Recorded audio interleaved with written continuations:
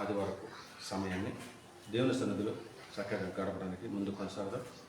మరి ముఖ్యంగా దేవుడి మనకు దయచేసిన ఈ సమయాన్ని బట్టి ఆ దేవాది దేవునికి ఆయన కుమారుడైన యేసుక్రీస్తు నామములో నా హృదయపూర్వక కృతజ్ఞతలు చెల్లిస్తూ వచ్చిన దేవుని పిల్లలందరూ కూడా ప్రభు పేరిట వందనాలు తెలియపరుస్తున్నాను. మంచిది ప్రియులారా, మరి మొదట మనం కొన్ని మాటలు నేర్చుకుందాం. అలాగే మరలా ఇప్పుడు మరికొద్ది మాటలు నేర్చుకోవడానికి ముందు కొనసాగదాం. గత వారం మాట్లాడుతున్న సంగతి ఎవరికైనా జ్ఞాపకం ఉందా మీలో? పోయిన వారం మాట్లాడుతున్న అంశం ఏంటి, దానికి సంబంధించిన సంగతులు ఏమైనా మీకు జ్ఞాపకం ఉన్నాయా?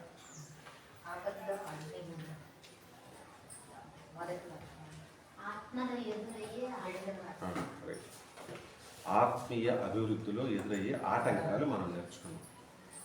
అంటే మనం ఆత్మీయంగా అభివృద్ధి చెందడానికి ముందుకు కొనసాగుతూ ఉంటే, దేవుని పనిలో మనం ముందుకు కొనసాగుతూ ఉంటే ఏమేమి మనకి ఆటంకపరుస్తాయి అనేది ఒకసారి మనం జ్ఞాపకం చేసుకున్నాం. నిజంగా మీరు వింటున్నారా లేదా? అందరూ రాసుకుంటున్నారు, అందరూ వింటున్నట్టే ఉన్నారు. కానీ మరి గత సంవత్సరం అన్న మాటలు జ్ఞాపకం ఉంటాయి, గత ఏడాది 4 ఏళ్ల క్రితం అన్న మాటలు జ్ఞాపకం ఉంటాయి. అంతదాకెందుకు మన పెళ్లిలో ఏ తక్కువైనాయో ఏ ఎక్కువైనాయో ఎవరు మనల్ని ఇది చేసారో అన్ని జ్ఞాపకం ఉంటాయి. చిన్నప్పటి విషయాలు జ్ఞాపకం కూడా ఉంటాయి మనకి. మా చిన్నప్పుడు పలానాడు మనల్ని ఇలా అన్నాడు, వాటి సంగతి తేల్చాలి మన పెద్ద అయ్యాకని కూడా అనుకుంటాం. విచిత్రం ఏంటంటే ఆత్మీయ సంగతులు పోయిన వారం వినది ఈరోజు చెప్పంటే అందరూ తెల్లమొహం ఇస్తారు. ఎందుకో ఆత్మీయ అభివృద్ధిలో ఎదురవుతున్న ఆటంకాలు కదా మనం మాట్లాడుకున్నాం. ఏమేమి ఆటంకాలు ఎవరికైనా జ్ఞాపకం ఉన్నాయి కనీసం? లోకాశలని, ఇంకా ధనాపేక్ష, ధనమేమ, ఇంకా కోపమని, కుటుంబ బంధాలని, ఇంకా స్వజనుల పట్ల వివక్ష లేదా చిన్న చూపని, తర్వాత కపట బోధ, కపట విశ్వాసం. కనీసం మీరు రాసుకుని ఉంటే అదే చూసేనా చెప్పండి. రాసుకుంటున్నారు కదా చాలామంది. మరి పేరు రాసుకుంటున్నాడు, ఇప్పుడు చూసినా పెన్ను తీసుకుని తలకాయ నించుతూనే ఉంటారు కదా. గుర్తు రావట్లేదా? సరే పోనీలేండి, మన సమయం ఎందుకు అర్థం చేసుకోవాలి. వచ్చిన సమయాన్ని చెప్పడం నా బాధ్యత. నేర్పి పని నాకు అప్పగిచ్చారు, నేర్పే ముందు ఆచరించిన ఆయన అన్నాడు. నా ప్రయత్నం నేను చేస్తూ ఉన్నా, మీ ప్రయత్నం మీకు అప్పగిచ్చేస్తున్నాడు. పోయినసారి ఆటంకాల గురించి మాట్లాడుతున్నాం మనం. ఈరోజు మనం మాట్లాడుకోబోతున్నది దానికి అనుగుణంగా ఆత్మీయ స్థితిలో ఎలా అభివృద్ధి చెందాలి. ఈరోజు మన పాట పేరు ఆత్మీయ స్థితి నందు అభివృద్ధి. పోయినసారి అభివృద్ధికి ఆటంకాలు నేర్చుకున్నాం, ఎవరెవరు ఏ పరిస్థితుల్లో.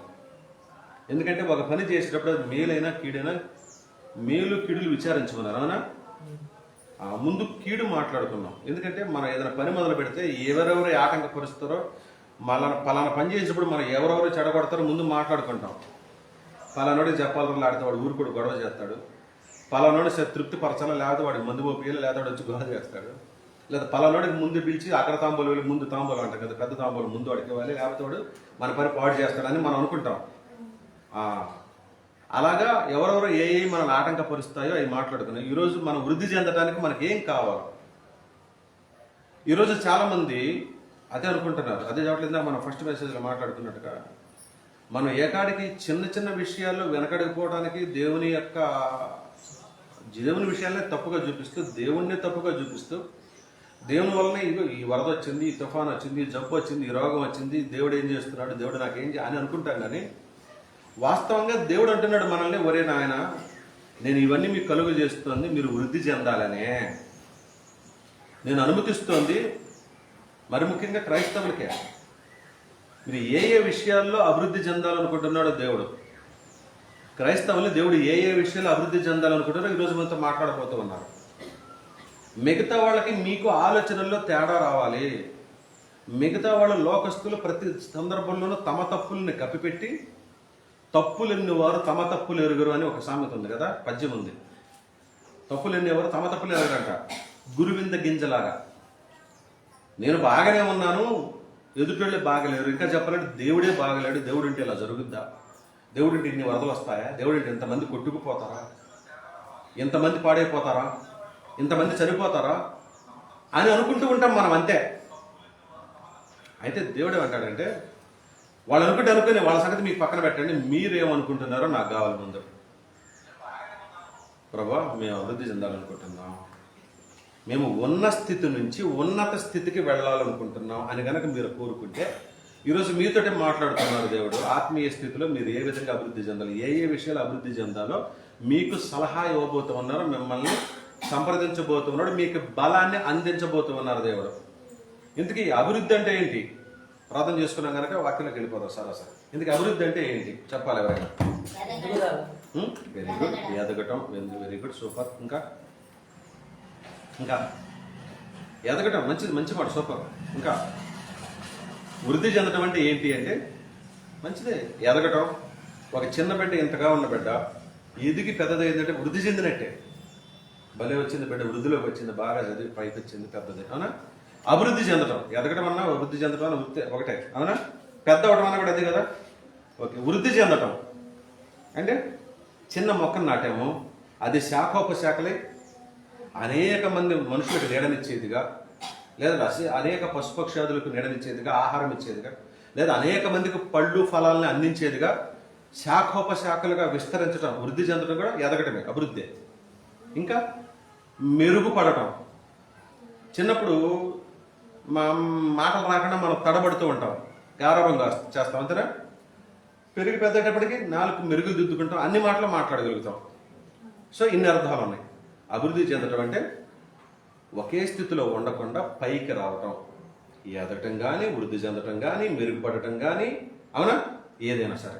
ఇప్పుడు మనం ఏ విషయాల్లో క్రైస్తవుల్ని దేవుడు వృద్ధి చెందమంటున్నాడు అని కనుక మనం అనుకుంటే, ఆయన కొన్ని విషయాలు మనతో ఈరోజు మాట్లాడబోతున్నాడు. మొదటి సంగతి, ఒకసారి మీరు పేతురు రాసిన మొదటి పత్రిక నేను చదువుతాను, చూడండి. పేతురు రాసిన మొదటి పత్రిక 2వ అధ్యాయము 2, 3 వచనాలు కలిసి ఉంటాయి. ఒకసారి చూడండి.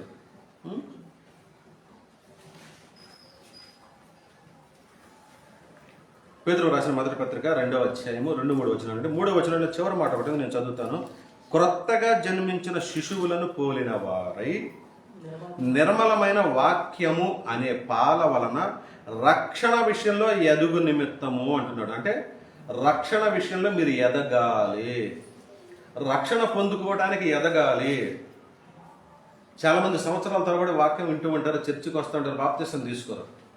మీ అందరికీ తెలుసు, మన సంఘంలో దాదాపు దేవుని దేవుళ్ళు అందరూ బాప్తిసం పొందిన వారేలే, కానీ కొత్తగా వచ్చిన పిల్లలు తప్ప మిగతా అందరూ బాప్తిసం తీసుకున్నవారే.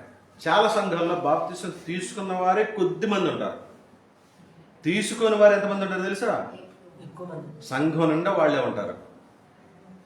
పండుగలు వచ్చేటప్పుడు డబ్బులు బ్రహ్మాండంగా దండిగా వస్తాయి, కొత్త బట్టలు దండిగా ఉంటాయి, భోజనాలు ఇప్పుడు దండిగా ఉంటారు జనం తినడానికి, కానుకలు వేసినప్పుడు దండిగా వస్తాయి, డబ్బాలంటే కానుకలు వస్తాయి.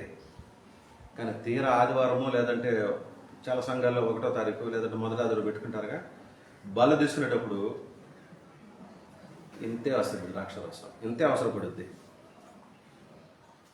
ఎందుకు తెలుసా? ఉండరు ఎక్కువ మంది. వాళ్ళంతా ఎవరంటే ఆశ్చర్యం వేస్తుంది, రక్షణ పొందలేని వారు వాళ్ళంతా. ఎందుకు వస్తున్నాడు సంఘానికి? అలవాటు కొద్దీ వస్తారు. అయితే మీరేమంటున్నాడు, మిమ్మల్ని ఏమంటున్నాడంటే ముందు రక్షణ విషయంలో ఎదగండి, మీరు రక్షణ పొందండి. పొందితే దానికంటే ముందు ఒక మంచి విషయాన్ని కూడా చెప్పారు 2వ వచనంలో. అంతకుముందు విషయాలు ఏంటంటే సమస్తమైన దుష్టత్వాన్ని, కపటాన్ని, వేషధారాన్ని, అసూయని, దూషణ మాటల్ని మానమని చెప్తున్నాడు మనకి. మీరు నిజంగా కనుక దేవుని సంఘంలోకి వస్తే మీ దగ్గర కల్మషం ఉండకూడదు, దూషణ, ఎదురు మనిషిని దూషించే తత్వం ఉండకూడదు, కల్మషం ఉండకూడదు మనసులో. ఈరోజు మన సందర్భం, మన వాక్యం మొదట 2వ వచనం కాదు, అందుకని దాన్ని ప్రస్తావించటంలా. రక్షణ విషయంలో ఎదగమంటున్నాడు.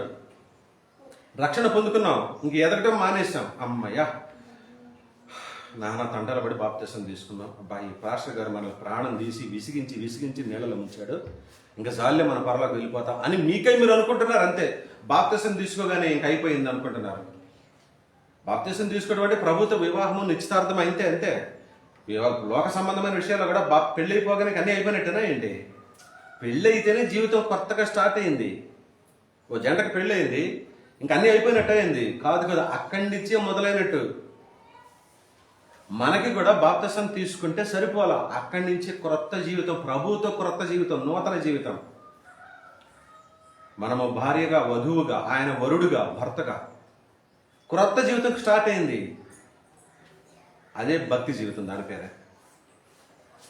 కొత్త కాపురం అంటాం కదా మనం, కొత్తగా పెళ్ళిన జంటకి కొత్త కాపురం పెట్టారు లేరా పాపం, వాళ్ళకి ఇప్పుడిప్పుడే ఎదుగుతున్నారు, ఇప్పుడిప్పుడే ఒకటొకటి సర్దుకుంటున్నారు, ఒకటొకటి అమర్చుకుంటున్నారు, చిన్న చిన్నగా వాళ్ళే డెవలప్ అవుతారు అంటాం కదా. అలాగనే మనకు కూడా ప్రభుత్వం నూతనంగా కాపురం మొదలయ్యి, అంటే భక్తి జీవితం అనే విషయం మొదలైతే దానిలో మొదలు కొద్ది కొద్దిగా ఎదుగుతూ ఉండాలా.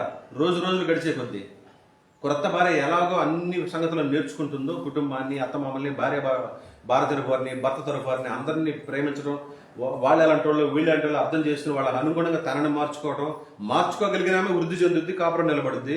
నేను మారను, వాళ్ళందరూ నాకు వద్దు అనుకుంటే వెళ్ళిపోద్ది పుట్టింటికి. అలాగే భక్తి జీవితంలో కూడా చాలా మంది చాలా రకాల సమస్యలు సృష్టిస్తూ ఉంటారు, అపవాది ప్రేరేపణ చేత కానీ, లేదంటే నిన్ను బలపరచడానికి కానీ. వచ్చినప్పుడు వాటిని తట్టుకుని నిలబడగలుగుతూ ఉంటే కాపురం సజావుగా కొనసాగుతుంది, భక్తి జీవితం వృద్ధి చెందుతుంది. రక్షణ విషయంలో నువ్వు అభివృద్ధి చెందాలని కోరుకుంటున్నారు దేవుడు. నెంబర్ 1. వింటున్నారా? తలలోంచుకుని కూర్చుంటున్నారా? వింటున్నారా? తలలో పండి నేను ఏం చెప్తున్నానో ఎవరికైనా అర్థమవుతుందా? నిజం చెప్పాలి. చాలా మంది తలంచుకుని కూర్చుంటారు, అసలు ఏ ఉలకరో పలకరో, వింటున్నారో తెలియదు, ఒళ్ళు అప్పగించారో తెలియదు. వింటున్నారా? వింటున్నాం అనుకున్నాడు చేయొద్దండి దయచేసి, నిజంగా అందరూనా? రైట్. ఇంకొక మాట చదువుకుందాం. ఫిలిప్పీలకు రాసిన పత్రిక 1వ అధ్యాయం. ఫిలిప్పీలకు రాసిన పత్రిక 1వ అధ్యాయము 25, 26 వచనాలు ఉంటే నేను 26వ వచనం చివరి భాగం చదువుతున్నాను, చూడండి. ఫిలిప్పీలకు రాసిన పత్రిక 1వ అధ్యాయము 25, 26 వచనాలు. 26వ వచనం నేను చివరి మాట చదువుతున్నాను. మీరు విశ్వాసముందు అభివృద్ధియు ఆనందము పొందు నిమిత్తము. కనపడింది అన్నమాట. రెండోది ఏంటి? వృద్ధి చెందాల్సిన సంగతి. మొదటిది రక్షణ విషయంలో వృద్ధి చెందాలని కోరుకుంటున్నారు. తర్వాత విశ్వాసం విషయంలో అభివృద్ధి చెందాలట. చాలా పెద్ద వచనం. విశ్వాసం పెరగాలి. బయట మీరు చూడండి, చాలా మంది భార్య భర్తలు ఎన్నాళ్ళు కాపురం చేసినా ఒకరినొకరు నమ్మరు. మరీ దారుణం. 1 సంవత్సరం 2 సంవత్సరాలు కాదు, 10 ఏళ్ళు 20 ఏళ్ళు కాపురం చేసిన వాళ్ళు కూడా భర్తని భార్య నమ్మదు. బయటకు వెళ్తే భార్య పని మీద వెళ్తే భర్త నమ్మడు, ఎక్కడెక్కడ తిరుగుతుందో, ఏం చేస్తుందో, ఎన్నో రకాల ఆలోచనలు. ఓరు నాయన, అసలు ఊహించిన వాటిని మనం వర్ణించడానికి మనకి మాటలు సరిపోవు. విశ్వాసం ఉండదు. కొన్నాళ్ళు గడిచేటప్పటికి తన భర్త మీద తన పూర్తి విశ్వాసం ఉండాలి భార్యకి, తన భార్య మీద తనకు పూర్తి విశ్వాసం ఉండాలి భర్తకి. ఎందుకంటే కలిసి కాపురం చేస్తూ ఉన్నారు, శరీరాన్ని ఏకదేహం అంటున్నారు. అన్ని విషయాలు పంచుకుంటున్నప్పుడు, ఏకదేహం అయినప్పుడు తెలియని విషయం భర్తకు ఉండకూడదు. భార్య గురించి భర్త గురించి భార్యకి, భార్య గురించి భర్తకి తెలియని విషయాలు ఉండకూడదు. అంత పూర్తి నమ్మకం ఉండాలి. దాన్నే సంసారం అంటారు, నిజమైన సంసారం. అప్పుడు భర్త ఎక్కడికి వెళ్ళినా భార్య ప్రశాంతంగా ఉంటుంది, భార్య ఎక్కడికి వెళ్ళినా భర్త నమ్మకంగా ఉంటాడు. ఏం కాదు, తన పని తను చేసుకుని వస్తుంది అనే విశ్వాసంతో.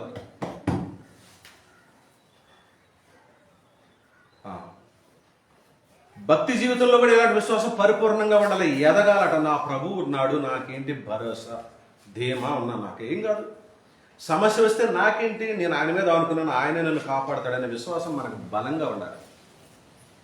నాకు ఖచ్చితంగా పరలోకం ఇస్తాడు, ఆయన చెప్పేసాడు మాట అంతే.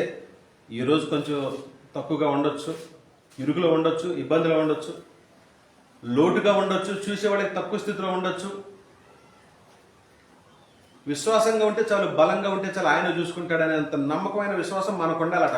విశ్వాసంలో వృద్ధి చెందమంటున్నాడు. మనకు 2 ఏళ్ళు 3 ఏళ్ళు గడిచేటప్పటికి విశ్వాసం సన్నగిలుతూ ఉంటుంది. పెళ్ళైన మొదట్లో ఎంత ఆనందంగా ఉంటామో భర్త భార్యలు, ఆ తర్వాత ఎలా జగడమాడుకుంటూ విడిపోతాము చిన్న చిన్నటికి పనికి మన విషయాలకి. ఆ విధంగా మనం కూడా వధువులకు మనం ఆయనకి వధువుల మధ్య సంబంధం సరిగా లేకపోతే, విశ్వాసం లేకపోతే, ప్రభు మీద మనకు చాలినంత విశ్వాసం లేకపోతే ఈ భూమి మీద మనం నిలబడలేము. ఊరికి విశ్వాసం కప్పుకూలిపోద్ది, ఇంట్లో పడిపోతాం. అంతే, ఆదివారం రాము, ప్రార్థనకు రాము, ఉంటాం, ఇక్కడే ఉంటాం, అందుబాటులోనే ఉంటాం, కానీ విశ్వసించలేము, ప్రార్థన చేయలేము, ధైర్యం రాదు. అలవాటు ఉండదు, అలవాటు తప్పిపోద్ది. కొద్ది రోజులకు అలవాటు తప్పిపోయేసరికి ఏమవుతుందంటే ప్రార్థన చేయాలంటే కూడా సిగ్గు అనిపిస్తుంది. అవునా కదా? అవునా కదా? మీ కళ్ళ ముందున్న సంగతే చెప్తా. ఓ భార్య భర్త రోజు విపరీతంగా ప్రేమగా ఉంటున్నారు. ఏదో చిన్న సమస్య వచ్చింది, కొట్టుకున్నారు, బాగా గొడవలు అయిపోయినాయి, విడిపోయి కొద్ది రోజులు దూరం అయిపోయారు. అవునా? చాలా రోజుల తర్వాత కలిస్తే మునుపటిలాగా ప్రేమగా బరకలేరంటే భర్త భార్య ఇద్దరు సిగ్గుపడరా? అవునా కదా? ఎందుకు?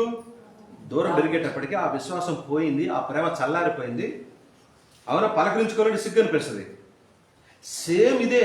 దేవుడితో కూడా మన అనుబంధం కనుక దూరం అయిపోతే, ఒక 4 రోజులు చర్చకి రాకపోతే 5వ వారం రావాలంటే ఎలాగో ఉంటుంది. ఎవరైనా ఉంటారేమో, అందరూ ఎగతాళి చేస్తారేమో, పాస్టర్ గారు మరీ ఎగతాళి చేస్తాడేమో, పాస్టర్ ఏమైనా అంటదేమో, లేకపోతే పక్కన అక్కోళ్ళు అన్నోళ్ళు ఏమైనా అంటారేమో అని సిగ్గు వేస్తుంది కదా.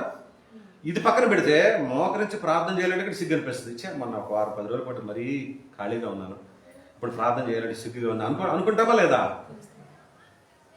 విశ్వాసం సల్లగిలితే ఇలాంటి పరిస్థితులే వస్తాయి. అదే నీకు విశ్వాసం ఉంటే నువ్వు మరణ పడక మీద ఉంటున్నా కూడా, మరణానికి వెళుతూ ఉన్నా కూడా విశ్వాసంతో ప్రార్థన చేస్తాయా, నా పని అయిపోయింది, నేను వెళ్ళిపోతున్నా, ఇప్పటివరకు నేను చేసినట్లయితే తప్పులుంటే మన్నించు, నీ చిత్తమైతే నాకు పరలోకాన్ని దయచేయమని విశ్వాసంతో కళ్ళు మూసుకుని ప్రార్థన చేయగలవు. కానీ అనారోగ్యం రాగానే మూలకం చేసి ప్రార్థన మానేసి ఏం ప్రార్థనలే అనుకుంటా జబ్బంతా అయిపోయేటప్పటికీ నీ విశ్వాసం సన్నగిలిపోయింది. అది జబ్బే కావచ్చు, గొడవే కావచ్చు, అప్పే కావచ్చు, ఏదైనా తిప్పలే కావచ్చు.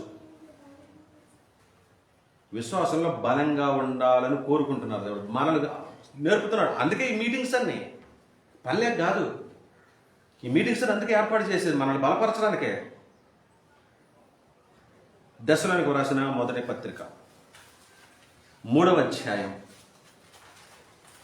దశలోనికి రాసినటువంటి మొదటి పత్రిక 3వ అధ్యాయం 12-13 వచనాలు కలిసి ఉంటాయి. 13వ వచనంలో నేను చివరి మాట చదువుతున్నాను చూడండి. దశలోనికి రాసిన పత్రిక 3వ అధ్యాయం 12-13 వచనాలు కలిసి ఉంటాయి. 13వ వచనంలో 3 లైన్ చదువుతున్నాను. మీ హృదయములను పరిశుద్ధత విషయమై అనింద్యమైనవిగా ఆయనను స్థిరపరచుటకై. దశలోనికి రాసిన మొదటి పత్రిక 3వ అధ్యాయం చూసారా, 12-13 వచనాలు. మీ హృదయములను పరిశుద్ధత స్థిరపరచుటకై మీరును ఒకని ఎడల ఒకడు మనుషులందరి ఎడలను ప్రేమలో అభివృద్ధి పొంది వర్ధిల్లండి అంటున్నాడు. మీ ప్రేమ వర్ధిల్లాలంటున్నాడు. పరిశుద్ధమైన మనుషులుగా మీరు పరిశుద్ధత ఉంటే ప్రేమలో వర్ధిల్లుతారు. లోపల పరిశుద్ధాత్మ సరిగా సహాయం చేయకపోతే ప్రేమ ఉండదు. ఎప్పుడు చూసిన ఎదురుల మీద కోపమే ఉంటుంది. ఎన్నిసార్లు చెప్పినా అంతే, ఎంతకాలం దేవుల్లో ఉన్నా అంతే, ప్రేమ ఏర్పడదు మనకి, నేర్చుకోలేం మనం. దేవుడు ఏమంటున్నాడు, ప్రేమలో మీరు వృద్ధి పొందండి. రోజులు గడిచే కొద్దీ మీ ప్రేమ ఎక్కువ మందికి విస్తరింపజేయాలి. అంతకుముందు నీవే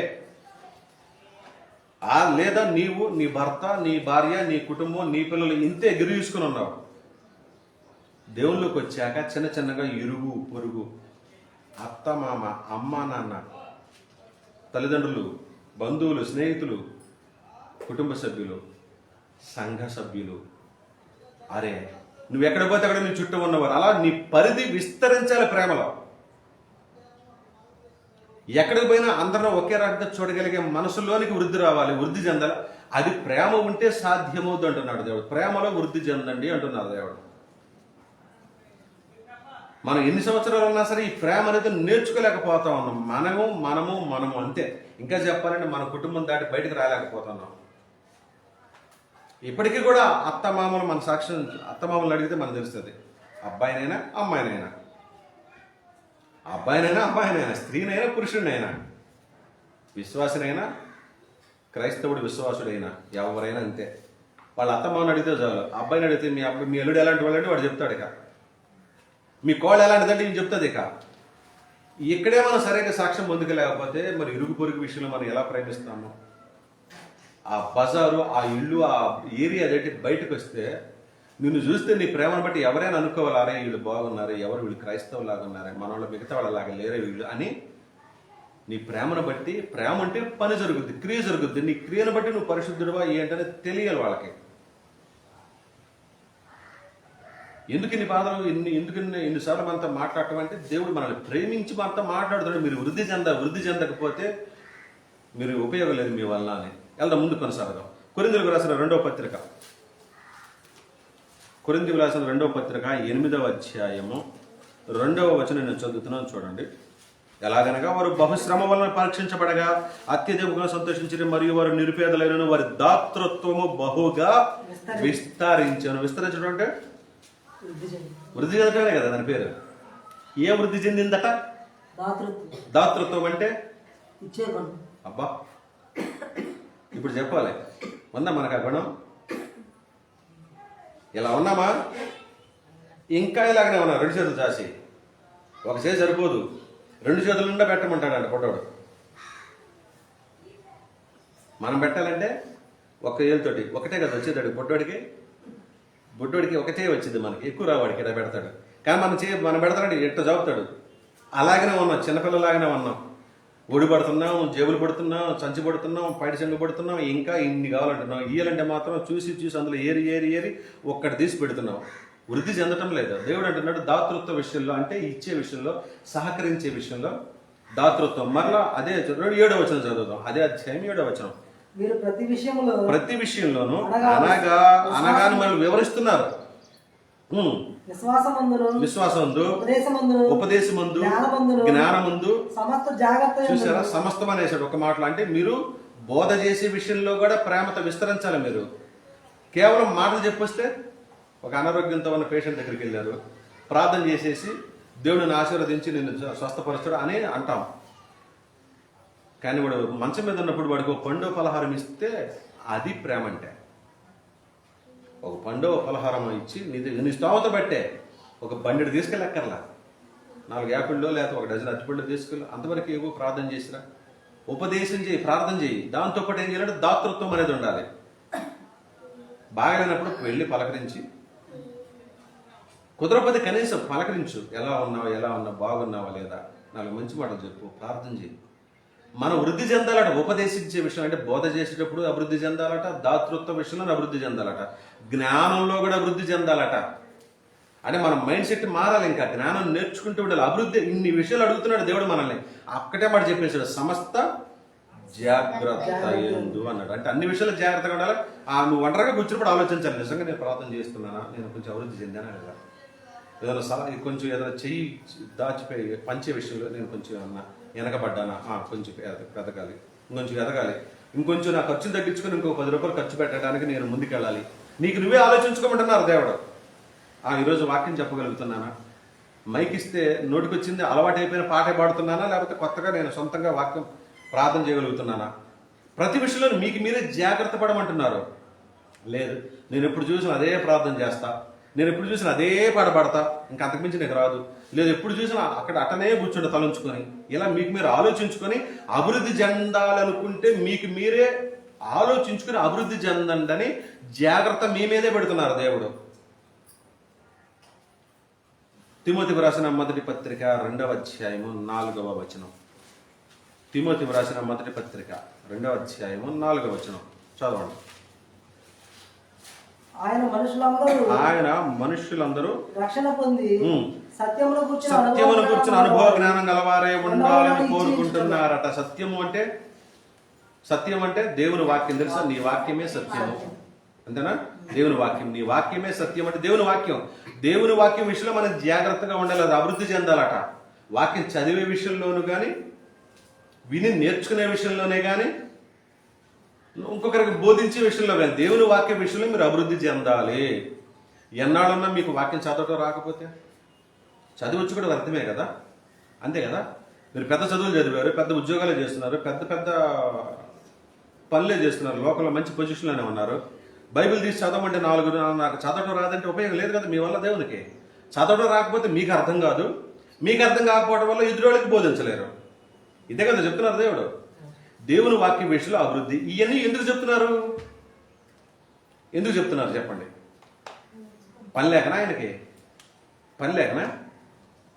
పోనీ ఇవన్నీ ఒకరోజు సాధ్యమవుతాయా? ఒకరోజు సాధ్యం కాదు, అవునా? ఏం చెప్పాను ఇప్పుడు మీకు? ఏ విషయంలో అభివృద్ధి అని చెప్పాను? ఒకటి నెంబర్ 1 రక్షణ విషయంలో అభివృద్ధి చెప్పాను. విశ్వాసంలో 2 ప్రేమ అభివృద్ధి, దాతృత్వము, ఉపదేశం, సర్వ విషయాల్లో బోధించడం నెంబర్ 5. ఇవన్నీ మనకి ఎందుకు నేర్పుతున్నాయి? ఇవేనా అంటే చాలా ఉన్నాయిలే, కానీ మన సమయాన్ని బట్టి కొన్ని నేర్చుకుంటున్నాం అంతే. ఇవన్నీ ఎందుకు అడుగుతున్నారు దేవుడు? పని లేకనా? కాదు కదా. ఆయన అన్ని విషయాల్లో ఎదగమంటున్నాడు. ఇంకో మాట అది చూసుకున్న తర్వాత ముందు కొనసాగుతాం. ఒకసారి మీరు ఎఫెసీ పత్రిక, ఈ మాట మనం ఎన్నోసార్లు చదువుకున్న మాట మరొక ఒకసారి జ్ఞాపకం చేసుకుందాం. 4వ అధ్యాయము 15వ వచనం. ఎఫెసీలకు రాసిన పత్రిక 4వ అధ్యాయము 15వ వచనం నేను చదువుతున్నాను, చూడండి. ప్రేమ కలిగి సత్యము చెప్పుచు క్రీస్తులా ఉండాలంటే మనం అన్ని విషయాల్లో ఎదగాలట. ఎదగకపోతే క్రీస్తులా ఉండమా? ఉండవు. క్రీస్తులో ఉండకపోతే పరలోకం రాదు. అది ఇక్కడ సమస్య. పరలోకం వెళ్ళాలంటే యేసుక్రీస్తులా ఉండాల్సిందే. యేసుక్రీస్తులా ఉండాలంటే ఇప్పుడు మనం చెప్పుకున్నటువంటి ఈ రక్షణలో కానీ, విశ్వాసంలో కానీ, ప్రేమలో కానీ, ఈ చేయి చాచి ఖర్చు పెట్టే విషయంలో కానీ, బోధ చేసే విషయంలో కానీ, వాక్యం చెప్పే విషయంలో కానీ, అన్ని విషయాల్లోనూ అలాగని ప్రతి ఒక్కరూ నాకు మైక్ ఇవ్వండి నేను అదరగొడతాను అనంటే కుదరదు. మైక్ లేకపోయినా నువ్వు పొలంలో మాట్లాడవచ్చు, నువ్వు చేసే ఉద్యోగంలో మాట్లాడవచ్చు, అవునా? నువ్వు వెళ్ళి ప్రతి చోట కూడా వాక్యం మాట్లాడవచ్చు. మైకే ఉండాల్సిన పని లేదు. నేను మైక్ ఉంటే మాట్లాడుతానంటే కుదరదు. నేను ఎవరైనా చూస్తే ధర్మం చేస్తానంటే కుదరదు. దేవుడు చూడాలనుకుని ధర్మం చేయి. నేను ఎవరైనా చెప్తే వినేవాడు ఉంటే నేను బాగా చెప్తానంటే వినని వాడైనా సరే కూర్చోబెట్టి చెప్పు. వాడు వచ్చి కూర్చుంటే వాడు మొండుడైనా వాక్యం చెప్పు. వాడికి మీటింగ్లో అయితే ఎవరు ప్రశ్నించరు కాబట్టి నోరు మూసుకుని వింటారు కాబట్టి అక్కడే మాట్లాడాలంటే కుదరదు. ఒక్కొచ్చోట ఎదురు తిరుగుతారు, ప్రశ్న మీద ప్రశ్న వేస్తారు, మనల్ని మాట్లాడినివ్వకుండా గొడవ చేస్తారు, మన నాటకపరుస్తారు. నీ సహనం చూపిస్తూ అంటే ఎక్కడున్నా ఏ స్థితిలో ఉన్నా నువ్వు క్రీస్తులా ఉండటానికి ప్రయాసపడాల్సిందే. క్రీస్తులా అన్ని విషయాల్లో అభివృద్ధి చెందాల్సిందే. ఎందుకు చెందాలని కోరుకుంటే నీకు ఇవ్వబడినటువంటి స్థానం అలాంటిది. అందుకని నేను అభివృద్ధి చెందమంటున్నాడు దేవుడు. ఆయన నేను ఎన్నుకున్న విధానం కానీ, నీకు ఇచ్చిన స్థానం కానీ అంత గొప్పది. ఈ భూమి మీద 84 లక్షలు 85 లక్షల రకాల ప్రాణులు ఉంటే వాటన్నిటికీ లేని అర్హత నీకు ఇచ్చాడు. వాటి ఎవ్వటికి లేని స్థానాన్ని నీకు ఇచ్చాడు. పంచభూతాలకు కూడా లేని స్థానాన్ని నీకు ఇచ్చాడు. ఎందుకు? నువ్వు ప్రథమ సంతానం, ప్రథమ ఫలం అన్నాడు నిన్ను. అందుకే నేను వృద్ధి చెందమంటున్నాడు. మన పిల్లలు ఏమనుకుంటాం మనం? ఒరే వాళ్ళగా ఉండదురా, వీళ్ళగా ఉండదురా, మీరు వృద్ధి చెందంటారా, మీరు బాగుండాలరా అంటామా? వృద్ధి చెందకపోతే మనమే కోపడతాంగా. ఒకసారి మీరు యాకోబు పత్రిక 1వ అధ్యాయం చేయండి. ఏం చెప్తున్నారు? 18వ వచనం చదవండి. దేవుడు ఏం చెప్తున్నాడు? ఎందుకు మనం ఇంత అభివృద్ధి చెందమని కోరుకుంటున్నాడంటే మన ప్రథమ ఫలం అంటే ఆయన మొదటి సంతానం అంటే ఎక్కువగా ఇష్టపడే ప్రథమ ఫలం సృష్టి అంతటి మీద కూడా ఆయన తాను సృష్టించిన వాటిలో ఏం సృష్టించాడేంటి? పంచభూతాలు. అంతే కదా. ఆకాశము, సముద్రాలు, పంచభూతాలు, సూర్యుడు, చంద్రుడు, నక్షత్రాలు, విశ్వము, సూర్య కుటుంబం అనుకుంటాం కదా. ఏమంటారు వాటిని? విశ్వంలో ఉన్నటువంటి కుటుంబాలు ఏమంటారు? సౌర కుటుంబం మొత్తం. వీటన్నిటి మీద కూడా మళ్ళీ వాటన్నిటికంటే మనం చిన్నవాడు. అవి పెద్దవి, అవునా? మనకంటే ఎన్నో రెట్లు పెద్దవి. అవి వందల వేల లక్షల కోట్ల రెట్లు పెద్దవి. వాటన్నిటికంటే ఎంతో చిన్నవారమైన మనలు అంటున్నాడు.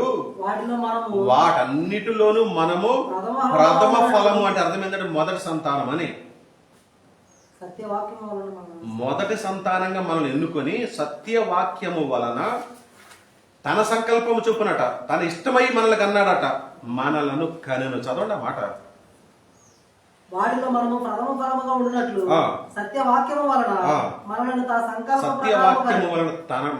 తన సంకల్పము చొప్పున ఆయన అనుకొని మనం అడిగితే కాదు, ప్రభా ముందు నన్ను అన్నిటికంటే పెద్దగా నన్ను పుట్టించవా, చిన్నోడే కానీ అన్నిటి మీద పెత్తనం చేసేలాగా నన్ను పుట్టించవా అని మనం అడగలేదు ఆయన్ని. తన ఉద్దేశం చొప్పున, తన సంకల్పం చొప్పున, తన దయా సంకల్పం చొప్పున అంటాడు 1వ అధ్యాయం 4వ వచనంలో. అదే ఎఫెసీ పత్రిక. మన సంకల్పం కాదు, మన కోరిక కాదు, ఆయన తన సంకల్పము చొప్పున మనలను కన్నారట. ప్రథమ ఫలం. అందుకని మీరే నాకు ఎక్కువరా, మీరు వృద్ధి చెందాలి, మీరే నాకు ఎక్కువ, వృద్ధి చెందాలని కోరుకుంటున్నాడు. అందుకే ఒక పక్షులకు చెప్పలేదు ఈ మాట, జలచరాలకు చెప్పలేదు ఈ మాట, ఆకాశ పక్షులకు చెప్పట్లేదు ఈ మాట, సూర్యుడికి చెప్పలే నువ్వు ఇంకా వృద్ధి చెందు, ఇంకా పెద్దడి వైపు చెప్పలేదు. చంద్రుడు నువ్వు ఇంకా వృద్ధి చెందు, ఇంకా తెల్లగా ప్రకాశించు, సూర్యుని మించిపోవాలి నువ్వు వెలుగులో అని అంటల్లా. భూమి నీ స్పీడ్ పెరగాలి, ఇంకా సరిపోలే, నాకు గంటకి 1,11,600 సరిపోవాలి, ఇంకో 1,00,000 పెంచు అనలేదాయన. ఈ భూమి మీద ఏ ప్రాణిని కూడా సముద్రమా మీరు ఎక్కువైపోయింది, నీళ్లు సరిపోవట్లేదు, మా వాళ్ళకి ఇంకా కావాలి, చాలు, ఇంకొంచెం పెరగండి అని అంటలా. మనల్ని మాత్రమే ఈ సమస్త సృష్టిలోనూ ఆయన సంకల్పం కొద్దీ ఏర్పాటు చేసుకున్న మనల్ని మాత్రమే ప్రథమ ఫలం అనే ఉద్దేశంతో మీరు పెరగండిరా, మీరు వృద్ధి చెందండిరా. ఆత్మలో వృద్ధి చెందడం అంటే శరీరంలో కాదు. శరీరంలో తిని అడ్డంగా నిలువుగాను ఎంత ఎత్తున పెరిగి ఎంత లవన పెరిగి అబ్బబ్బలే పెరిగేవారా అనడానికి కాదు. అలా పెరిగితే పురుగులు తినేస్తాయంట. కమ్మగా ఏం పెట్టి పెంచారా బాబు, జీడిపప్పులు, బాదపప్పులు, మాంసాలు, ఉప్పుల పప్పులు తిన బాగా పెరిగారు, పురుగులు కమ్మగా తినేస్తాయట.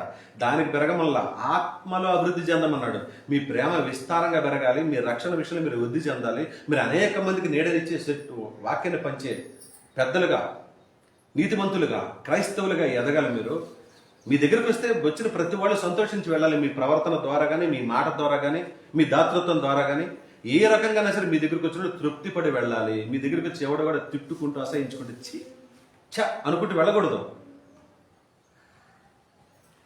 అందుకని కొన్నాడు, ఒక మొక్కను నాటితే ఎదగకపోతే ఎన్నాడు చూస్తాం, మనం కొట్టేస్తాం కదా. ఒక్కొక్కరు పెంచాము, తిని వాకిట్లోనే పడుకుంటుంది, ఎవరిని కంటలేదు, ఉంచుతామేంటి? తను తరిపేస్తాం కదా. లేదు ఒక వెహికల్ తెచ్చుకున్నావు, లేదంటే ఒక వాహనం తెచ్చుకున్నావు, లేదంటే ఒక ఇల్లు కట్టించావు, అది ఊరికి కడుతూ ఉండగానే ఇంట్లోకి వెళ్ళగానే పడిపోతా ఉంది, ఊరుకుంటాయి కదా, పడేస్తాం కదా, మొత్తం ఉంచుతామేంటి? వారానికి ఒక గది పడిపోతుంది, వారానికి ఒక తలుపు ఊడిపోతుంది, ఊరుకుంటామా? బట్టలు కుట్టించుకున్నాము, వేసుకోగానే చిరిగిపోతుంది, వేసుకుంటామా?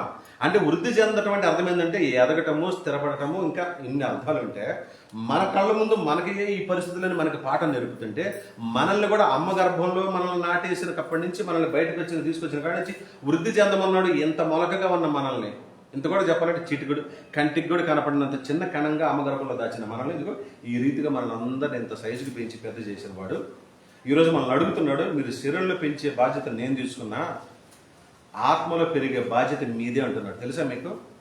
మీ శరీరాన్ని పెంచి పోషించి మిమ్మల్ని పెద్దోళ్ళుగా చేసిన పని నాది, నేను చేస్తే మీరు పెరిగి పెద్దోళ్ళు అయ్యారు. కానీ ఆత్మలో మాత్రం మీకై మీరే వృద్ధి చెందాలి. నేను పక్క నుండి తోడ్పాటు చేస్తూ ఉంటా, సహకరిస్తూ ఉంటా. ఇప్పుడు ఆయన సహకరించకపోతే చాలా మంది మరుగుజ్జులుగానే ఉన్నారుగా. వాళ్ళు మనకంటే ఎక్కువ తినేవాళ్ళు లేరా ఏంటి? ఎందుకు పెరగట్లేదంటే పెరగట్లా, జీన్స్ కాదు, దేవుని సహాయం కూడా ఉండాలి. ఈ రోజు నువ్వు ఇంతగా తయారయ్యావంటే దేవుడు సహకరించాడు. వాళ్ళకి సహకరించట్లేదని కాదు, వాళ్ళ లోపల ఎవరిని దేవుడు వాళ్ళని అలాగే ఎన్నుకున్నాడు. కానీ వాళ్ళని కూడా అడుగుతున్నాడు, వాళ్ళకైనా నీకైనా, మరగుజ్జుకైనా, పొట్టుడికైనా, పొడుగుడికైనా, నల్లడికైనా, తెల్లడికైనా శరీరం ఎంత ఇవ్వాలి ఆయన అంతే ఇస్తున్నాడు. ఆయన పెంచుతూనే ఉన్నాడు. అయితే ఆత్మీయతలో మాత్రం వృద్ధి చెందడానికి మీరు స్వయంకృతాపరాధాలతో కాదు, మీరే మీ పాపాలన్నింటినీ నేను కడిగి శుభ్రం చేశాను కాబట్టి మీరు సహకరిస్తే మీరు వృద్ధి చెందుతారు. మీరు నాకు సహకరించండి, నేను మిమ్మల్ని వృద్ధి చేస్తాను. మీరు ఒప్పుకోండి, మిమ్మల్ని రక్షణ విషయంలో ఎదిగిపోజేస్తాను. మీరు నా ముందుకు వచ్చేసి చేతులెత్తి మోకరించి ప్రార్థన చేయండి, ప్రభా నేను బలపడతాను, పని చెప్పు నేను చేస్తానని అనండి, మిమ్మల్ని ముందుకు నడిపిస్తాను. అంటే ఈ విషయంలో, ఆత్మీయ విషయంలో ఆయనకి మనం పూర్తిగా సహకారం అందించాల్సిందే, చేయి అందించాల్సిందే. నన్ను నడిపించమని నువ్వు చేయి అందిస్తే చేపట్టుకుని నడిపిస్తారు ఎంతో దూరమైన. బలవంతంగా లాక్కొచ్చి పని చేయించడం దేవుని ఉద్దేశం కాదు. మీకై మీరు సహకరిస్తేనే ప్రభు నాకు ప్రార్థన నేర్పుతాడు, ప్రభు నాకు నేను వాక్యం మాట్లాడతాను నేర్పుతాడు, ప్రభు నేను నా దగ్గర డబ్బులు ఉన్నాయి లేదా ఉన్నంతలోనే సహకరిస్తా, మనసిస్తాను నీకు, ప్రభు నేను సేవ చేస్తా, ఇస్తాడు మనసు నీకు. ఊరికే వచ్చి కూర్చొని చేతులు చూసుకుంటూ కాళ్ళు చూసుకుంటూ ఎట్టట అనుకుంటూ తలకాయలు ఉంచుకొని ఇక పడుకుని లేవకపోతే ఎవడు ఏం చేయలేడు ఇంకా ఆయన. మీరు సహకరిస్తే మీకు బోలెడు దూరం తీసుకెళ్తాడు ఆయన. మీరు 4 అడుగులు ఇస్తున్న 400 అడుగులు వేపిస్తాడు. ముందు తొలడుగు వేయాల్సింది నీవే. ఆ తొలడుగు నువ్వు వేయటానికి ఎంత మందిని నీ చుట్టూ తిప్పాడో తెలుసా? నువ్వు మొండికేసి ఇంట్లో కూర్చుంటే పాపంతో పండిపోయి ఇంట్లో చచ్చిపోతే నరకానికి వెళ్ళే స్థితిలో ఉంటే నాలాంటి వారిని ఎంతో మంది నీ దగ్గరికి ప్రేరేపింపజేసి నిన్ను ఏడదాకా తీసుకొచ్చాడు. ఏడకొచ్చాక రక్షణనిచ్చాక ఇప్పుడు అడుగుతున్నాడు, నువ్వు వృద్ధి చెందు, ఇలా ఉంటే నాకు నచ్చలేదు అని. మనం మొండికేస్తే ఏం చేయలేడు ఆయన. ఏం చేయలేడు. సహకరిస్తే పోనీ ఇదేమన్నా అంత ఈజీ కంటే కాదు. ఆయన కూడా ఏమో ఒక్క రోజులో మీరంతా మహాజ్ఞానులు అయిపోవాలి, రెండో రోజు చేసే ఇలాగా వ్యవసాయం చేయాలి, వ్యాపారం చేయాలి, వృద్ధి చెందాలి, మీటింగ్స్ పెట్టాలి, ఇడిదిరగాలి ఏం కోరుకోవట్లా. లోకంలో సంబంధించిన పనులు కూడా అంత ఈజీగా అవుతాయండి. ఎంతో అభివృద్ధిగా చిన్నప్పుడు ఎంత ఉన్నాము, పుట్టుకతోనే అన్ని సాధ్యం కాదుగా మనకి. పుట్టినప్పుడు ఎంత ఉన్నాము, చిన్న తడబడుతో తప్పడడుగులు అంటాం కాబట్టి, అవునా? తప్పడడుగులు వేసాము, కొంచెం నిలబడ్డాము, స్టడీగా నిలబడ్డాము, నడక నేర్చుకున్నాము, పరుగుందుకున్నాము, ఎవరికంతకుండా పరిగెడుతున్నాము. ఆత్మీయతలో కూడా నువ్వు పుట్టినప్పుడు చిన్న విశ్వాసవే, కానీ పెరిగే కొద్దీ నువ్వు వారం మందిరానికి వచ్చే కొద్దీ నువ్వు పాటలు నేర్చుకుంటూ, వాక్యం నేర్చుకుంటూ, ప్రార్థన నేర్చుకుంటూ, ఆత్మలో బలపడుతూ కొద్ది రోజులు అయ్యేటప్పటికి ఒక్కొక్కటి నేర్చుకుంటూ సంపూర్ణంగా క్రీస్తు స్వరూపంలోకి రావాలి. ఇందాక అందులో ఏం చదువుకున్నాం మనం? క్రీస్తు వలె ఎదగటానికి అన్ని విషయాల్లో మనం ఎదగాలట. క్రీస్తు వలె ఎదగటానికట. అంటే క్రీస్తులాగా మారకపోతే పరలకు సాధ్యం కాదు. ఈ శరీర సంబంధమైన స్థితిలో కూడా మన చిన్నప్పటి నుంచి ఎదుగుతూ ఒక్కొక్క శరీర అవయవాలు పెరుగుతూ పెద్దవాళ్ళం ఎలా అయ్యామో ఆత్మీయ స్థితిలో కూడా నువ్వు పెరిగి పెద్దవాడవై అనేక మందికి వాక్యం చెప్పగలిగే స్థాయికి, అనేక మందికి మార్గదర్శిగా నిలబడగలిగే స్థాయికి ఎదగాల్సిందే. నా వల్ల కాదంటే కుదరదు. కొంతమంది నిరుత్సాహపడతారు, అమ్మో నా వల్ల కాదు బాబా ప్రార్థన చేయటం, నా వల్ల కాదబ్బా వాక్యం చెప్పడం, అబ్బో నా వల్ల కాదబ్బా అలా అని నిరుత్సాహపడతాం మనం. చాలా మంది నిరుత్సాహం పనికిరాదు మనకి. నిరుత్సాహపడితే దేవుడు మనకి శక్తిని ఇస్తున్నాడు, బలం ఇస్తున్నాడు తెలుసా, ప్రోత్సహిస్తున్నాడు. అదే ఇందాక మనం మాట్లాడుకున్నామే మొట్టమొదటి వర్తమానం. ఏంటి ఆ మాట ఎక్కడుంది గుర్తుంది ఎవరికైనా? మొదటి వర్తమానం ఏం చదివించాను?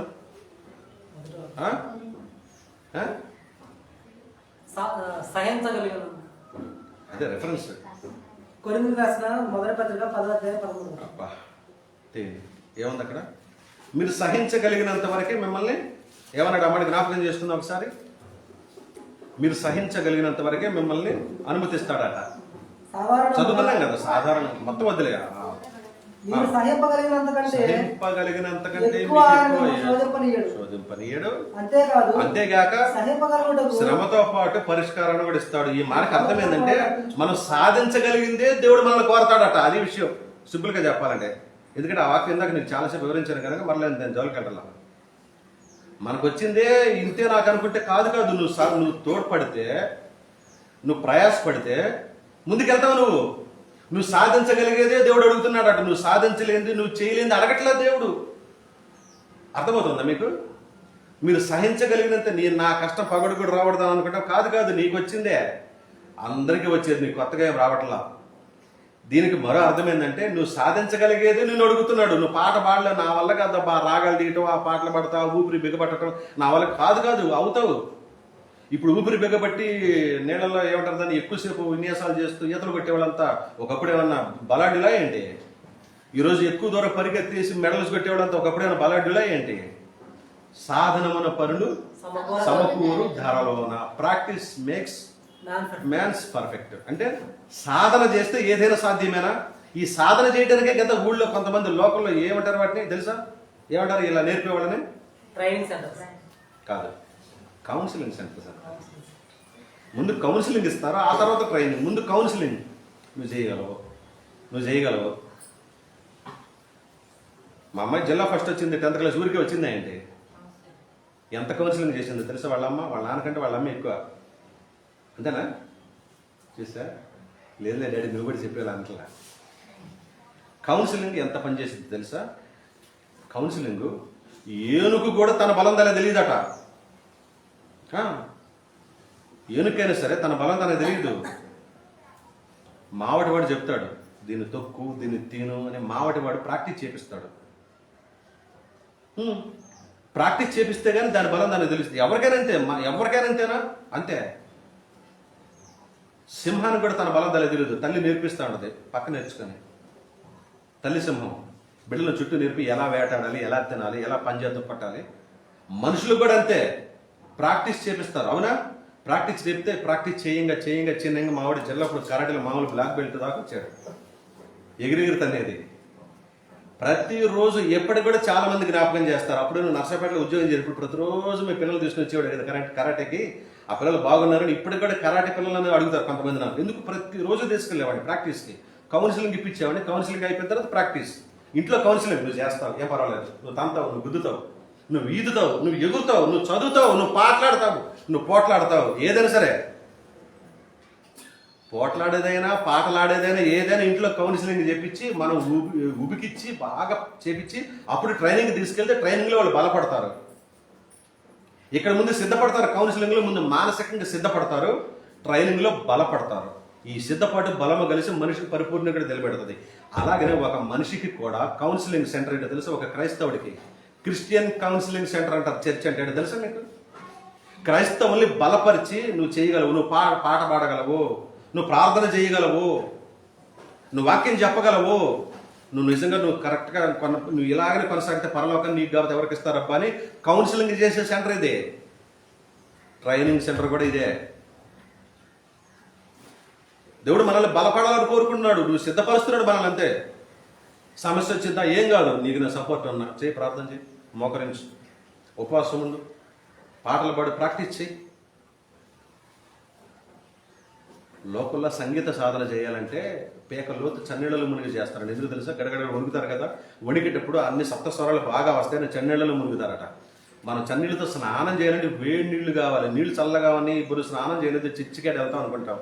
నాకు ఆశ్చర్యం వేసింది మీ అనుమానాలు చూస్తా ఉంటే. ఎలా ఉన్నాం మనం అని. ఏమి తెలియని అన్నుడు చన్నీళ్ళలో మునిగి ఇక్కడ దాకా మునిగి పాటలు పాడుతున్నాడు. అసలు ఏమి తెలియని వాడు ప్రతిరోజు 40 రోజుల పాటు స్నానం చన్నీళ్ళలో పోసుకుంటే నేల మీద పడగలు పడుకొని వాడు దేవుడు అని అనుకుంటున్న వాడి దగ్గరికి వెళ్తున్నాడు.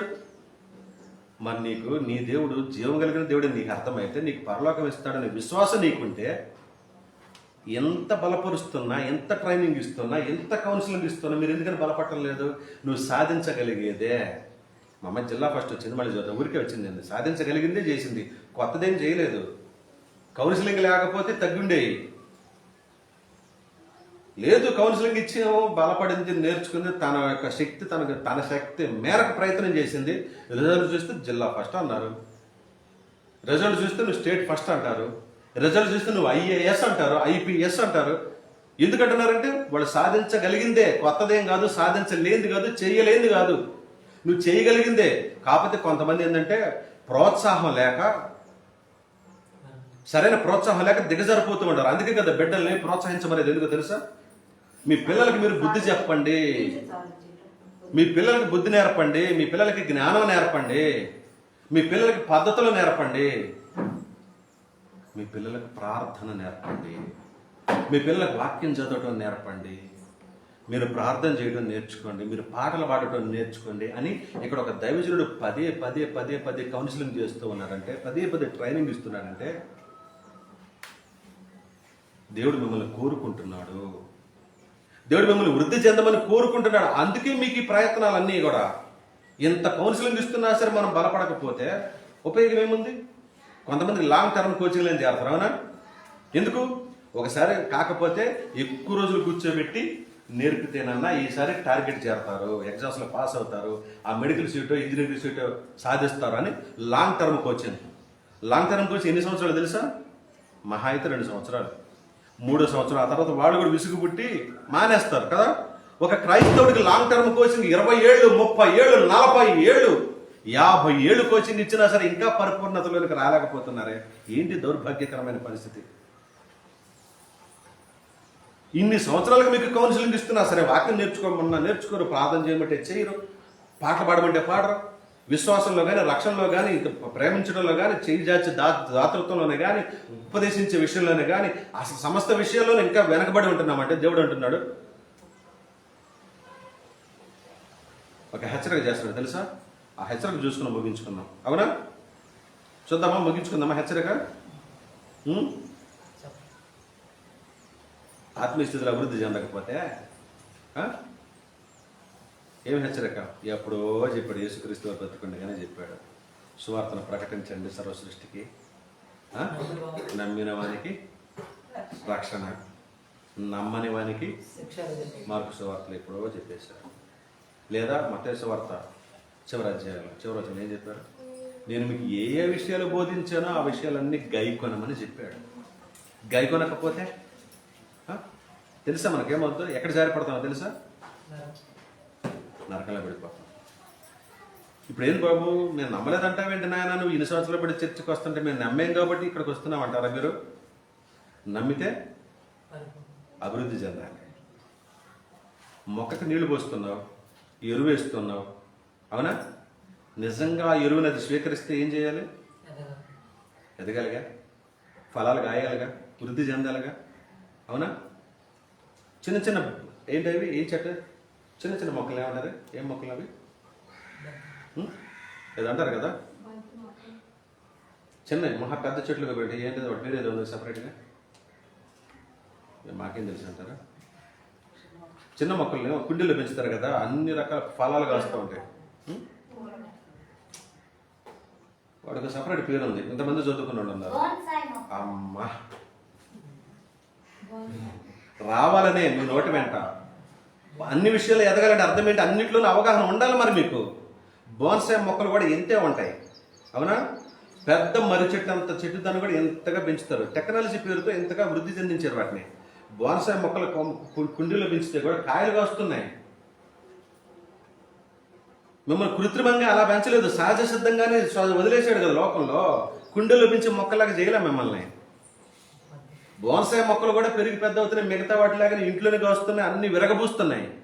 మిమ్మల్ని మహావృక్షంలాగా ఎదగమని ఆకాశం కింద వదిలేశాడు. మిమ్మల్ని వదిలేసినందుకు మీకు స్వేచ్ఛ పేరుతో తింటున్నారు, తాగుతున్నారు, ఫలాలు లేకుండా ఉంటున్నారు. ఒకరోజు మీ తోకలు కత్తిరిస్తాడు తెలుసా? తోకలు కాదు, పీకలే కత్తిరిస్తాడు. నరకలు అగ్నిగుండంలో పడేస్తాడు. ఏమనుకుంటున్నారు? ఇంతగా వృద్ధి చెందమని ఇంతగా కౌన్సిలింగ్లు ఇస్తుంది, పని పాట లేకనా 20 ఏళ్ల బట్టి 30 ఏళ్ల బట్టి, ఇంకా చెప్పలేదు 2000 ఏళ్ల బట్టి చెప్తూనే ఉన్నారు. చెప్పిందే చెప్పి చెప్పి చెప్పి చెప్పి విసుగు విరామం లేకుండా చెప్పిస్తూనే ఉన్నాడు. ఎందుకంటే ఇంకా వృద్ధి చెందుతారు. అందుకే మనకి ఈరోజు ఇచ్చారు తెలుసా? మనకు అర్థం కావట్లేదు అంతే. ఈరోజు చాలా మంది వరదల్లో కొట్టుకుపోయారు. చాలా మంది గత 3-4 దినాలుగా పడుతున్నాడు తుఫాన్లలో చాలా మంది కొట్టుకుపోయారు. కొంతమంది నిలువ నీడ లేకుండా ఇళ్ళన్ని అల్లు వాకిలు పోగొట్టుకుని నిరాశ్రయాలు అయిపోయారు. కొంతమంది చనిపోయిన వాళ్ళు ఎక్కడున్నారో కూడా తెలియనంత అయోమయ స్థితిలో ఉన్నారు. పిల్లలు ఎక్కడున్నారు, పెద్దలు ఎక్కడున్నారు, అమ్మా నాన్న ఎక్కడున్నారో తెలియకుండా తల ఒక దిక్కున్నారు. మీకు తెలియదు కదా, మీరు వార్తలు చూస్తే తెలుస్తుంది. ప్రపంచం వైపు ఒక కన్నేసి అటు చూస్తే తెలుస్తుంది. మన ప్రపంచం అంతా ఇక్కడే. మన ఇళ్ళు, మన భార్య, మన పిల్లలు, మన కుటుంబం, మనం బాగుంటే చాలు. ఇదే మన కన్ను పెరగటంలా. ఇంకెక్కడుంది వృద్ధి? అందుకే మనం ఇక్కడే ఉండిపోతా ఉన్నాం.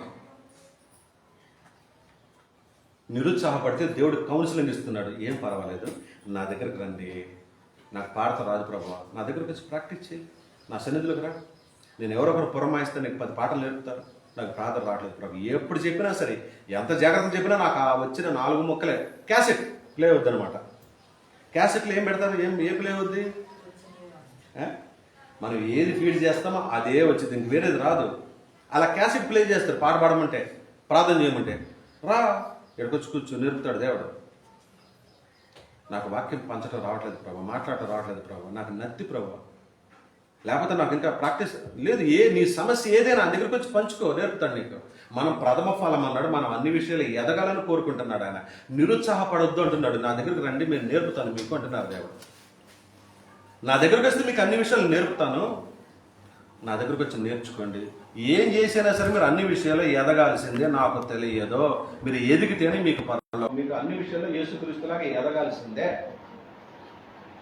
అన్ని విషయాల్లో మీరు క్రీస్తులాగా ఎదిగితేనే మీకు పరలోకం, లేకపోతే లేదు అని మనల్ని అన్ని రకాలుగా హెచ్చరిస్తూనే ఉన్నాడు. 100,000 సంవత్సరాలుగా మనం మారకపోతే వదిలిపెట్టాడు ప్రియులారా. ఈరోజు బాగానే గడిచిపోద్ది.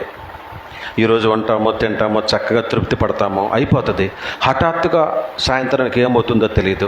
మరణం మన వీపు వెనకాలే తిరుగుతుంది, మనకు కనపడకుండా. మనకు కనపడదంతే, మన వీపు వెనకాలే ఉంది కాచుకొని, ఎప్పుడు మింగేద్దామా అని. అది నేనంటలేదు, బైబిల్ అంటుంది. గర్జించి సింహం వాళ్ళు ఎదురు చూస్తూ ఉన్నాడు, అది ఎవరిని మింగాలా అని. ఈరోజు మనల్ని మింగకుండా కాపాడింది ఆయన బలిష్టమైన బాహువే. ఈరోజు మనల్ని మింగకుండా కాపాడింది ఆయన రక్షణ హస్తమే, దక్షిణ హస్తమే, దయగలిగిన హస్తమే. సాయంత్రానికి ఒకవేళ మరణం మింగేస్తే ప్రమాదాలు పడిపోతామేమో కదా. అందుకే బ్రతిమలాడుతున్నాడు దేవుడు, మీరు ఎదగండి, అలా ఉండకండి, ఎదగండి. ఎందుకంటే మనల్ని సాధించగలిగే మన పిల్లలకి మనం ఎంత ప్రోత్సహిస్తామో అంతగా తెలివితేటలు పెరుగుతాయి. ప్రోత్సహించకుండా వదిలేస్తే స్కూల్కి వెళ్తాడు, వస్తాడు, విద్య నేర్చుకోడు. పనికి వెళ్తాడు, వస్తాడు, పని నేర్చుకోడు. అంతే కదా. ఎందుకు పనికి రాకుండా పోతాడు? ప్రోత్సహించిన పిల్లలు చూడండి, ర్యాంకుల మీద ర్యాంకులు సంపాదిస్తూ ఈ లోకంలో పైకి ఎదుగుతున్నారు. పని మీద పని నేర్చుకుని పనిలో నిపుణుడైపోయి, వాడిని పెట్టుకుంటే బ్రహ్మాండంగా చేస్తాడు ఇంటి పని, వాడిని పెట్టుకుంటే భలే పని చేస్తాడు పొలం పని అని నైపుణ్యత కలిగిన పిల్లలుగా తయారవుతున్నారు లోకంలో. మరి ఈ ఆత్మీయమైనటువంటి ఈ లోకంలో, ఆత్మీయ లోకమని ఈ సమాజంలో, ఈ సంఘం అనే ఈ లోకంలో మనల్ని నాటిన తండ్రి మనకి ఏ లోటు చేయకుండా ప్రతిరోజు వాక్యం అందిస్తూనే ఉన్నాడు. ఇంకా బలపడమంటున్నాడు. అన్నీ విని నేర్చుకుని బలపడి క్రీస్తు వలె ఎదిగిన వారికే, అన్ని విషయాల్లో క్రీస్తులాగా మారిన వారికే పరలోకం. ఊరికిన వచ్చిపోయేవాడికి ఈ లోకంలో ఈ కడుపు మాత్రమే నిండుద్ది అంతే. పరలోకాన్ని మాత్రం ఇవ్వడుగాక ఇవ్వడం. కాబట్టి పరలోకాన్ని సంపాదించుకోవాలంటే మీరు అభివృద్ధి చెందాల్సిందే. ఏ ఏ విషయాలు అభివృద్ధి చెందమని అడుగుతున్నాడో వాటన్నిటిలోనే ఖచ్చితంగా రాయాలి. ఇప్పుడు స్కూల్లో మీకు 6 సబ్జెక్టులు ఇస్తున్నారు, అవునా? ఇస్తున్నారా లేదా? 6 సబ్జెక్టులో 35 మార్కులు తగ్గితే ఫెయిల్ అంటున్నాడా, లేకపోతే అన్నిట్లో 99 వచ్చి ఒక్క దాంట్లో 34 వస్తే పర్వాలేదులే ఇన్ని ఉన్నాయిగా అంటున్నాడా? ప్రతి విషయంలోనూ పర్ఫెక్ట్గా పాస్ అవ్వాల్సిందే, మినిమం మార్కు దాటాల్సిందే. ఈ లోకల్లో మినిమం మార్కు 35, అంతేనా? ఇంకా చెప్పాలంటే మనది కాదు కనుక హిందీలో ఎన్నండి? 20ఏనా? 20ఏనా 100కి? కానీ ప్రభువు దగ్గర అన్ని విషయాలను 100కి 100 రావాల్సిందే. మరి ఎంత ప్రయాసపడాలి, ఎంత కష్టపడాలి? మనం పడే కష్టం సరిపోతుందా? సరిపోదు ప్రియులారా, సరిపోదు. కనుకనే ఆయన ఇంకా ప్రేమించి ఇంకొక అవకాశాన్ని ఈరోజు ఇచ్చారు మనకి. ఈరోజైనా ఆ ఖాళీని పూరించండి, ఆ కొదువని నింపండి. నీకు ఏ కొదువైతే ఉందో, నీలో ఏ లోపమైతే ఉందో ఆ లోపాన్ని సరి చేసుకోవటానికి మరొక దినాన్ని మనకిచ్చి బ్రతిమలాడుతున్నాడు. మీరు అభివృద్ధి చెందండి, క్రీస్తు వలె ఎదగండి. ఎదిగే విషయంలో మీరు ఏమాత్రం రాజీ పడొద్దు. ఎందుకంటే నా ప్రథమ ఫలం మీరు. మిమ్మల్ని నేనుండే చోట ఉండాలని కోరుకుంటున్నాను. కనుక మీరు నా దగ్గరకు రావాలంటే మాత్రం క్రీస్తులా మారాల్సిందే, వేరే దారి లేదు అంటున్నాడు. ఇదిగో కౌన్సిలింగ్ ఇస్తే పిల్లలు ఎంతమంది అభివృద్ధి చెందుతున్నారో ఈ క్రిస్టియన్ కౌన్సిలింగ్ సెంటర్స్లో, ఈ చర్చిలలో, ఇగో ఈ మందిరాల్లో మీకు నేర్పే ఈ కౌన్సిలింగ్ మనుషులు నేర్పే కౌన్సిలింగ్ కాదు, మనుష్య జ్ఞానానికి మించిన జ్ఞానవంతుడైన దేవుని జ్ఞానాన్ని మీకు నేర్పుతున్నాం. ఈ జ్ఞానం నేర్చుకుంటున్న పిల్లలు మీరు వృద్ధి చెంది, ఇది దేవుని జ్ఞానం అని మీకు అర్థమైతే ఈ జ్ఞానం నేర్చుకొని వృద్ధి చెంది మీ సమస్త ప్రవర్తన యందు మీరు లోపల సరిచేసుకొని ఎదిగితే జయించిన వానికే పరలోకం ఇస్తానన్నారు దేవుడు. ఓడిపోతే పడిపోతాం. ఓడిపోతారా? లేదు, నిలబడి అపవాదిని జయించి గెలిచి పరలోకాన్ని పొందుకుంటారా? మీ ఇష్టానికి వదిలేస్తూ నా మాటలు ముగిస్తున్నాను. తలలో ఉంచండి, ప్రార్థన చేసుకున్నాం. మహాపరిశుద్ధుడమైన మా ప్రియ పరలోకపు కన్న తండ్రి, మా ప్రభువును మా రక్షకుడు అయిన యేసుక్రీస్తు పరిశుద్ధమైన నామంలో మరొక్క మారు మీకు మా హృదయపూర్వక కృతజ్ఞతలు, స్తుతులు, స్తోత్రాలు తండ్రి. ఎక్కడి వారమో ఎచ్చటి వారమో తండ్రి, నేను గతించిన అనేక దినాలుగా, అనేక సంవత్సరాలుగా ఈ భూమి మీద ఉన్నప్పటికీ అనేక చోట్ల ఉన్న మమ్మల్ని అందరినీ మీ కుమారుని రక్తంలో కడిగి శుభ్రపరిచి ఒకే తండ్రి బిడ్డలంగా, ఒకే పరిశుద్ధాత్మను పొందుకున్న వారంగా, ఒకే గిన్నెలోనిది పానం చేసే వారంగా మమ్మల్ని అందరినీ ఈ రీతిగా నిలవబెట్టినందులకై, కొద్దిమందిగా చేరి మీ సన్నిధిలో నిలవబడినందులకై, మేము కలిగిన దాని అంతటిని బట్టి మీకు మా హృదయపూర్వక కృతజ్ఞతలు, స్తుతులు, స్తోత్రాలు చెల్లిస్తున్నాం తండ్రి. ఎంతోమంది పొందుకోలేని ఈ భాగ్యాన్ని ఈరోజు మేము పొందుకున్నాం నాయన. మరి గడిచిన వరదల్లో నాయన, మరి గతించిన 3-4 రోజులుగా దేశమంతా వరదలతో కొట్టుమిట్టాడుతూ ఉండగా మేమైతే ఇంకా సజీవులుగా ఉంచబడి మీ కృపను పొందుకొని మీ సన్నిధిలో చేరి మరొక అవకాశాన్ని పొందుకోవటానికి నాయన మీ కృపలో పాత్రులమైనందులకి మిక్కిలి సంతోషిస్తూ ఉన్నాం. అంత మాత్రమే గాక ఈరోజు మీరు మాకు ఇచ్చినటువంటి మంచి వర్తమానాన్ని బట్టి, మీ కృపను బట్టి, మీ కనికరాన్ని బట్టి మరొకసారి మా హృదయపూర్వకంగా సంతోషంతో మీకు కృతజ్ఞతాస్తుతులు చెల్లిస్తూ ఉన్నాం. విన్న ఈ మాటలు ఎక్కడ వ్యర్థం కాకుండా మేము వాటిని చక్కగా మా మనసుల్లో నిలుపుకొని మా లోపాలు సరిచేసుకొని మీ వాక్యాన్ని బట్టి మరింతగా మేము ముందుకు కొనసాగటానికి మీ కృప మా అందరి మీద దయచేయమని, ఈరోజు ఈ భాగ్యాన్ని అనేక మంది పొందుకోలేకపోయారు నాయన. మీ సన్నిధిని విడిచిపెట్టి వెళ్ళారిపోయారు. వారందరినీ మీరు జ్ఞాపకం చేసుకుని మరి మీ చిత్త ప్రకారం వారికి జరిగించమని బ్రతిమలాడి వేడుకుంటూ, చేరువచ్చిన బిడ్డలందరినీ మీ చేతులకు అప్పగించుకుంటూ మహిమ ఘనత మా ద్వారా మీరే పొందుకున్నామని, అలాగే మరి అనారోగ్యంతో ఉన్న బిడ్డలను మీరు కాచి కాపాడుతున్న విధానాన్ని బట్టి మీ కృప, మీ వందనాలు తండ్రి. అనేక మంది చదువుల నిమిత్తమై, మరి పనుల నిమిత్తమై బయట ఉన్నారు పిల్లలు, వారందరూ మీరు జ్ఞాపకం చేసుకుని తండ్రి, వారికి చక్కగా మీరు మీ జ్ఞానంతో నడిపించండి. మీ కృప ఇప్పుడు ఈ వారం మిస్ అయినా నాన్న, మరి మరొకసారి ఈ తప్పిదం వారి వల్ల జరగకుండా మీ సన్నిధిలో ఉండే భాగ్యాన్ని ప్రతి ఒక్కరికి దయచేయమని, చదువుకుంటున్న బిడ్డల్ని, ఉద్యోగాలు చేస్తున్న పిల్లల్ని, పని పాటలు చేస్తున్న వారిని, వ్యాపారం చేస్తున్న ఎవరినైనా సరే అందరూ మీ పిల్లలమే గనక మేమందరము మీ కృపను పొందుకొని మీ వాక్యం ప్రకారం నడుస్తూ మీ సేవలో భాగస్థులమై మా దేవుని మేము పొందుకునే రక్షణ భాగ్యాన్ని అనేక మందికి అందించడానికి మునుముందుకు కొనసాగే యోధులముగా, మీ సేవకులుగా, మీ సైన్యంగా మమ్మల్ని బలపరిచి దీవించి ఆశీర్వదించమని వేడుకుంటూ యేసుక్రీస్తు పరిశుద్ధమైన నామంలో ఈ ప్రార్థన మనల్ని అడిగి వేడుకొని కృతజ్ఞతాస్తుతులు చెల్లిస్తూ ఉన్నాము కన్న తండ్రి. ఆమేన్. మనందరి కన్న తండ్రి అయిన